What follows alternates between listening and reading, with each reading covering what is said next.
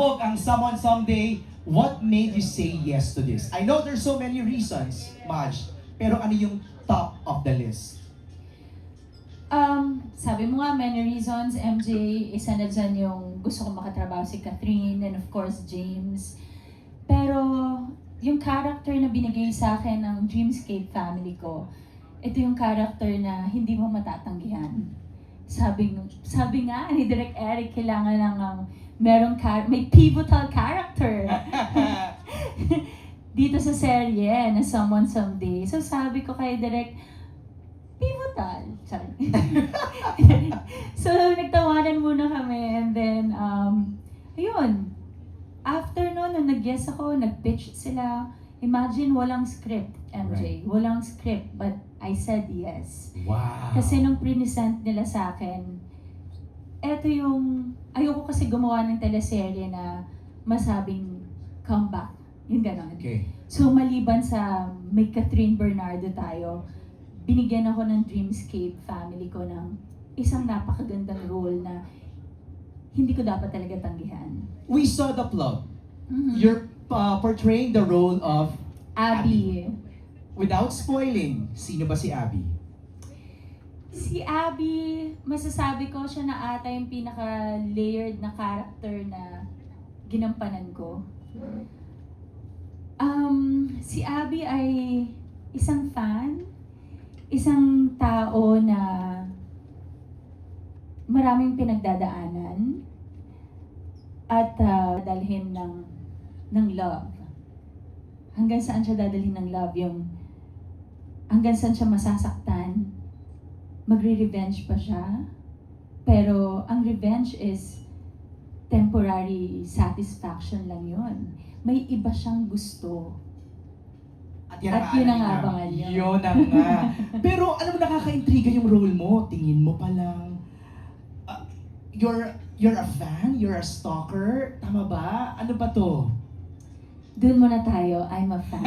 Oo. Pag fan ka, yung lahat gagawin mo para Right. sa... Kasi mahal mo yung iniidolo mo eh, di ba? Oo. Yan. Okay, para lang malatag natin ng maayos. Maj, ilang taon ka na sa industriya? Kung hindi po ako nagkakamali, 23 years. Wow. Yes. 2003. Correct. Ako nag-start, yes. It might be you. Oo. Tama yung binasa ko sa spills kanina. You are one of the most respected actresses dito sa industriya. Trabaho bang matindi yun? The past 23 years? Masasabi kong dahan-dahan Ay, kanta. by Maha Salvador. Hindi madali, pero gusto ko kung paano ako nag-umpisa at kung nasan po ako ngayon. Yung sa iba kasi parang ibinigay, yung superstar agad, yung Okay. bida ka kaagad, yung gano'n. Ako mahaba yung proseso, mahaba yung progress. Pero masaya ako kung nasaan ako. Kasi habang taon-taon, may natututunan ako bilang isang artista, bilang isang tao. Hindi ka nainip? Hindi. Siguro kasi kapag masaya ka sa trabaho mo, tapos gusto mo yung ginagawa mo, hindi ka maghahanap ng more pa. Okay. Kasi siguro alam ko lang din talaga na eto muna tayo ngayon. Right. Yung ganon. Gaya ng mga, okay wait. Eto mga kasamahan sa press, ano yung mga iconic characters ni Maha na love ninyo? Sige nga, bato lang kayo. Ano yung mga naalala nyo? Wildflower. Wildflower as Ivy Aguas or Lily Cruz. Sino ba? Sino ba? Nicole ng The Legal Wife. Sino ba? The Camila sa The Killer Bride. Sige ba? Sino ba? Margot! Ayan, kapatid na. Diba? At si SPO1 Glenn ng Ang Probinsyano. Yes.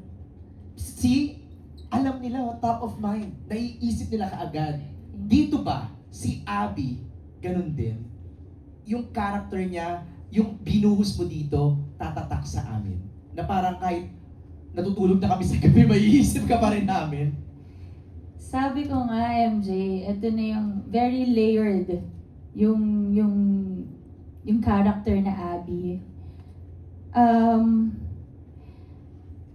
Masasaktan siya, kaya makakasakit siya.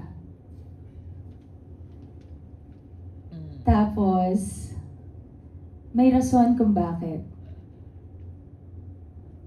Mahihirapan kayong hindi siya mahalin. At may inis kayo sa sarili nyo, bakit nyo parang gusto siyang mahalin.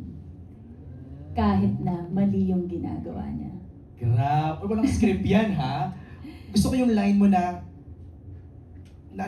nasaktan siya, kaya siya mananakit. Grabe. Grabe. We're just getting started. Yes. We have some questions here from our friends from the press. Babasahin ko na sila. Are you ready? Yes. Direct, sabihan nyo lang ako kung too much yung mga naisasabi natin. Pandilatan nyo lang ako ng mata kasi Direct Eric Salud is here! Yes. Ang tagal Our ko team naging from director. Dreamscape Entertainment also are all here. And yung mga fans na nandito, thank you guys. Asaan? Nag-support na yan. Sila Sheila, mga Team Maha Universe. Oy, Ayan. grabe. Thanks for coming and thanks for joining us sa ating The Majesty. Oy, title mo, The Majesty. The Majesty! Ano masasabi mo? Sabi ko nga sa'yo, ayoko ng mga Title? ayoko ng title, ayoko ng but thank you. Salamat po. Maraming salamat sa mga pagtawag niyo sa akin ng mga ganyan. Pero sabi mo sa akin, may gusto ka lang idagdag. Hindi lang siya Majesty. Ma-majesty bilang mother na ma-majesty. Yan! Pamamenahay. I know. Okay, let's begin our questions from Carl June Canonoy of Kapatid Insider. Welcome back sa ABS-CBN. Ano yung nag-convince sa'yo na magbalik teleserye? I already asked you this and you mentioned, Catherine, siguro baka you can name the second reason bakit ka umuo. Kasi ABS-CBN show. Kapag gumawa ang ABS-CBN, alam mong isang magandang show. And i-share ko lang, kahapon, no idea ko na maglalabas ng teaser vlog. Yung ng character ko, ng character vlog. So, I thought today, because eto ang promo day natin, di ba? And then, nag-scroll lang ako habang nagre-ready kami ng glam team ko kasi meron akong event yesterday. And then, biglang habang nag-scroll ako, lumabas yung teaser. Sabi ko, uy! Tapos sabi ng makeup artist ko at saka hairstylist, speaker natin, Ma'am Shi. So, nag-speaker and all, nanood kami. And then after, umiyak ako. Naiyak ako. Totoo ba? Iba lang siguro pag, ang dami kong nagagawang shows, but iba lang yung puso ko pag sa ABS. Like, feeling ko, again, kahit anong role pa yan, alam kong hindi ako papabayaan ng Dreamscape family, ng ABS-CBN. So, yung pagtanggap ko dito sa role na to, masasabi kong hindi ko siya i-regret. Na talagang tama na tinanggap ko talaga. Binuhos mo 100%. 1,000. Ay, ayaw pakabog talaga. 1,000%. Yes. Galing. What an emotional moment, no? Watching Yeah. that. Second question ni Carl Jun is, believe ang lahat sa mga past characters mo sa Wildflower at The Killer Bride.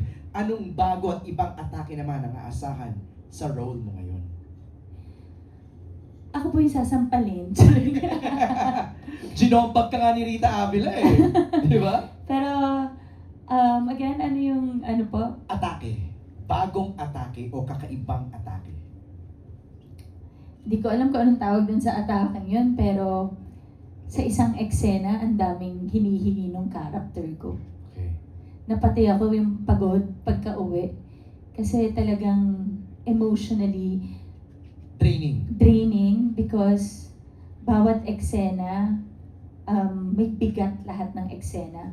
Kahit simpleng eksena, may bigat Wow. na dinadala yung character mo. Yung ganon. Sa seryeng to, mostly ang ka-eksena mo is Catherine. Catherine, yes. So mabibigat yung mga eksena niya ni Catherine lagi. Secret. Ay. Magaan, idol ko siya eh. Like, oh, don't pull off an Abby here, ha? Natatakot ako. Yung mga tingin ni Mahan sa akin, no? Na-tense ako ng 10 seconds. Okay, thank you.